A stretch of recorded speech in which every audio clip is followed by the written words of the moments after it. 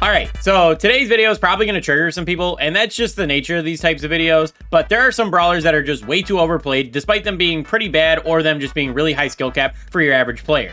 So those are the brawlers I want to talk about today. I went through the entire roster and jotted down who I think are the most overrated brawlers, and I want to talk about why I think they're overrated and what their actual issues are. I also asked what you guys thought about this subject through a community post over on my streaming channel, Jam's Gaming Station. So if you guys want to get involved in future videos like this, or just want to catch some of my streams, make sure you go over there and drop a sub. And while you're at it, make sure you sub to this channel as well. And remember, this video is just my opinion, so if you disagree with anything I'm about to say, or have any other brawlers that you think should be added to the list, let me know about that down in the comments. I'm really interested in what you guys really think, because everyone's gonna have a different opinion on this, and I just want to talk about this type of stuff. All right, let's get started.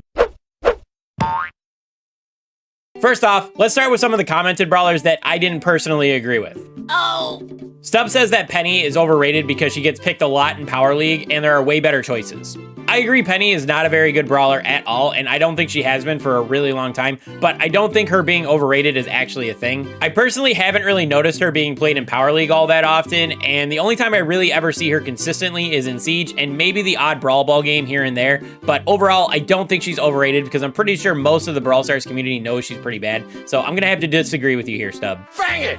Nugget says Fang has a basic design, a trash icon, he's just an average attacker, and he has a very basic super. So the design and the icon are a totally subjective thing, so I'm gonna ignore that. And I personally haven't played Fang at all since he's been released, and I haven't watched any content either, so I don't know if his mechanics are actually strong, or if he's just a decent brawler and he's just being overhyped, because we as a Brawl Stars community have a really bad tendency of overhyping every single brawler that comes out. So I'm gonna say, because I haven't watched much content on him and I haven't played him myself, I can't really give an accurate opinion on Fang, so I'm sorry, Nugget, but I can't agree or disagree on this one. Hey!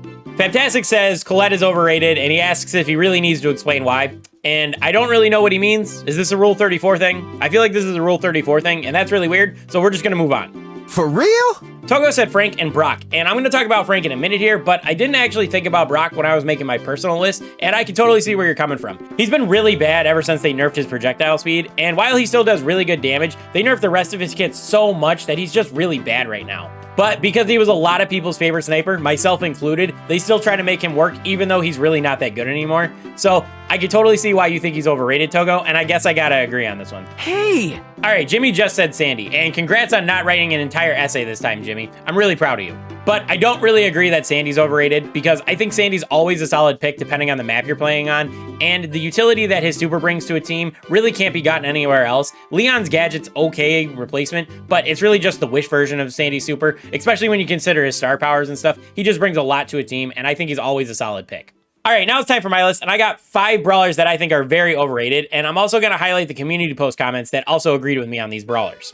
No! Jessie is way too overplayed in Power League and Club League in my opinion, and I think this is because she's very good at low trophies where players tend to group up a lot, and you get a lot of value out of her bounce shots and charge her super up very quickly, which can do a lot of damage. I also think players tend to overvalue her Sparky star power and her Spark Plug gadget, because that does let you get a lot of damage out of her super if players are grouped up. But the thing is that once you come across players that actually know what they're doing and know how to space out, she falls off very hard, and she's actually a really bad brawler. Like I said, you're not going to get much value out of your bounce shots once people start to space out, and it's going to take you forever to charge up your super, which is the best part of Jessie's kit. Also, I want to make sure I'm clear, the bounce shot thing also applies to the Sparky star power, which is what a lot of noobs run, just to make sure that's clear.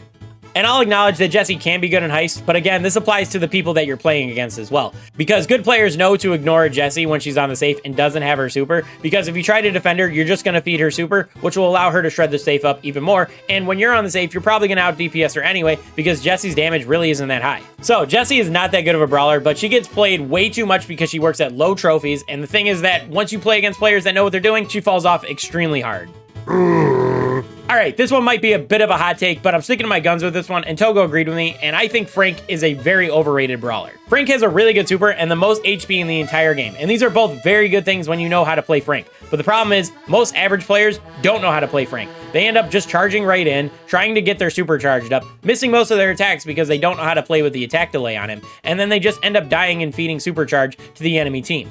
And then you get the Frank players who just sit in the bush once they get their super, waiting to use their super, trying to get that super cool team stun, which is super annoying. We've all been there before. You and your teammate get killed while you're trying to hold down your lanes, and he's just sitting there bush camping in a 3v3 mode.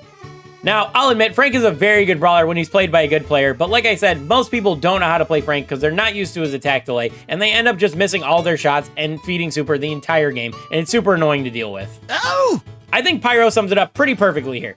Dynamite gets overrated because of the crazy Dyna jump plays people see on YouTube, but the problem is that is such a high skill cap thing that very few people can do it consistently. And on top of that, like Pyro said, it's very hard to land your shots consistently with Dynamite once people learn how to dodge them. I mean, there's a reason why people don't play him in competitive that often, and that's because the best players in the world know how to dodge Dynamite's attack, even if that other player is one of the best in the world and can land their shots against noobs.